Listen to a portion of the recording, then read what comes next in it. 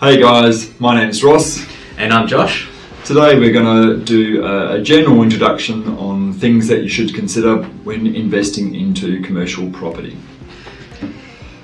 Yeah, so there's a lot of things obviously you think about when you're, looking to buy a commercial property, but we're probably just going to touch on a few main considerations in terms of, pros and cons. So one of the main pros that I would think is highly relevant in buying commercial property is higher yields, greater cash flow. So on that yield, as an example, we're seeing commercial property investors getting somewhere between a 5 to 12% income yield on a property, whereas if you're investing in residential property, except for apartments, but on a normal resi property, you're looking at that 2 to 3% yield. Yeah. So that the yield attraction and the positive cash flow you get is one of the primary drivers for commercial property investment.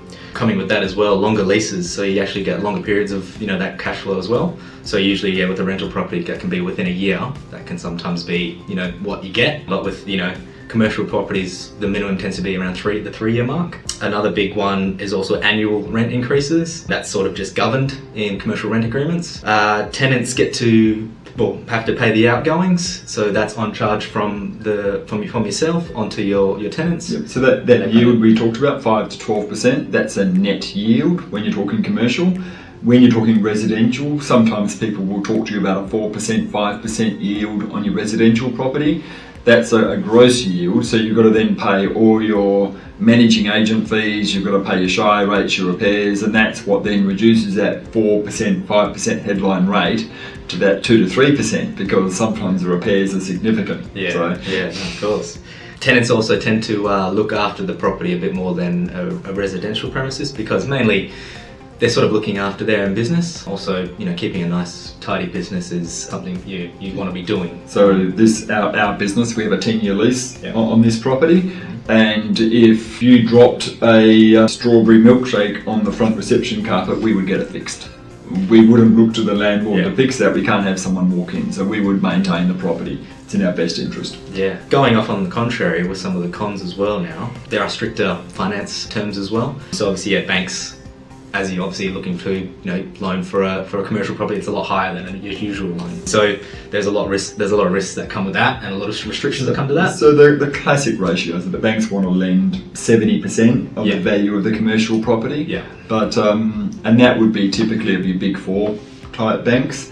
I know there are private banks out there that will lend you 110% of the commercial property, but you pay for that in the interest rate as well. But if you are lending on commercial property or industrial property, the ratios are lower, and if you go out in regional areas, the rates are lower again. So increased exposure to economic risk, that's a big one as well. So obviously, as the economic cycle goes, that follows the trend with your commercial renting. Another one, rental incentives, that can be quite costly. Some sort of rental incentives can be rent-free periods that can be quite costly to the business as well, and as yourself, renting out to commercial tenants. So we see a lot of people offering to get a tenant into the property, 20% rent incentives. Common, and that's 20% per year for the length of the lease. So if it's a 10-year lease, you're looking at 2 years rent-free to get them on board, and holding. What you then hope is that you get the tenant in and they stay. Because if you keep the rents high, the face value of your rents is high, the value of the property is high. Because when the tenant renews, you don't need to offer them a rent incentive again.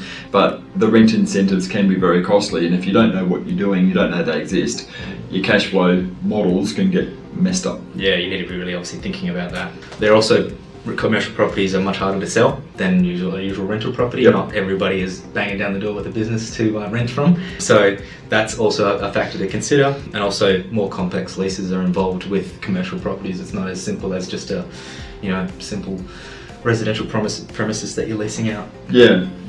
So when you're looking at these commercial properties that you're going to buy, if it's an investment property, it's not like residential property. In a residential property, you're buying an 800 square metre house in Cottesloe.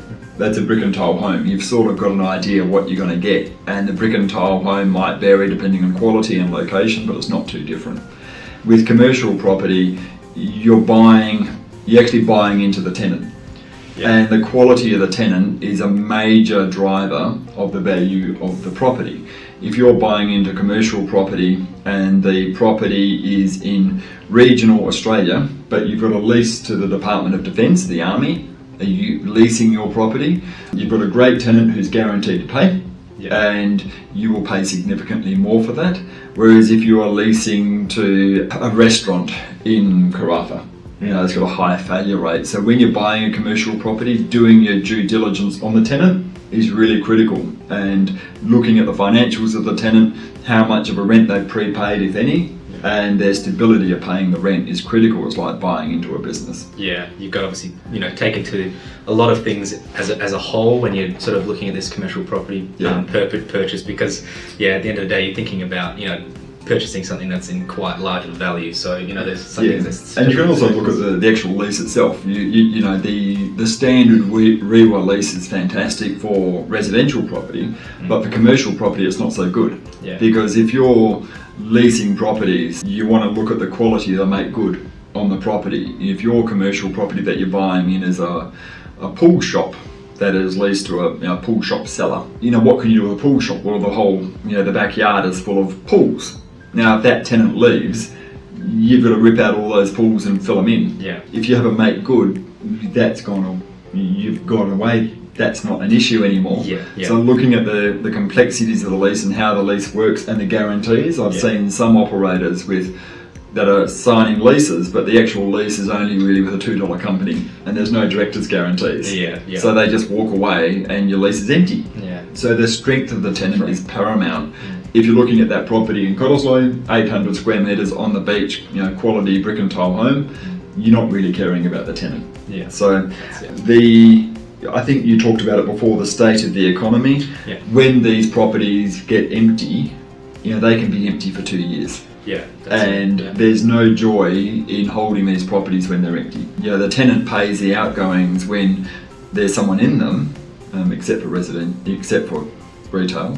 The tenant pays the outgoings, but when the property's not there, the tenant's not paying the outgoings, and the outgoings can be really high.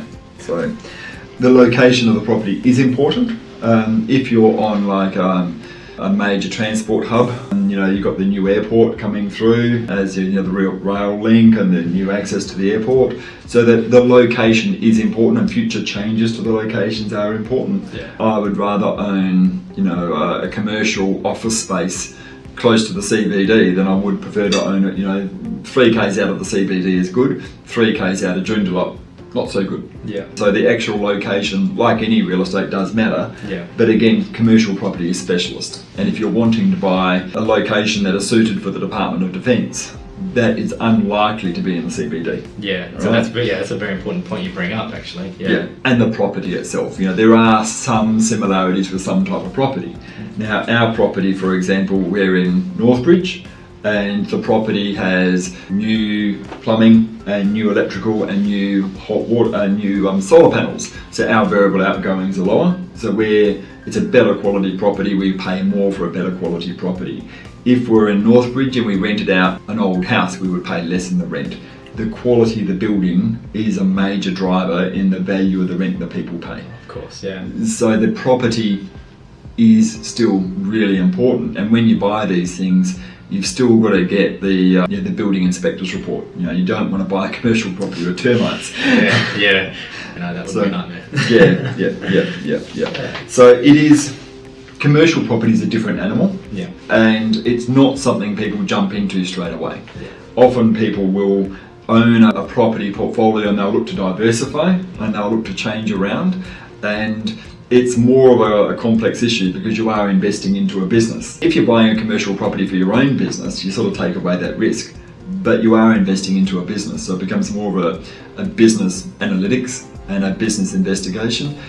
But the upside is that the yield can be amazing, and it's worth taking into account because some of these commercial properties can be 100% geared and you still generate a profit, and you don't get that with residential generally. Yeah. So think about it and make sure that before you do it you have a decent discussion. Yeah. Because there are issues, and it's significant in how you structure your affairs to get that outcome. That's what I was going to reiterate, was just if you have that really good deal that comes across, always have that chat with your friendly accountants.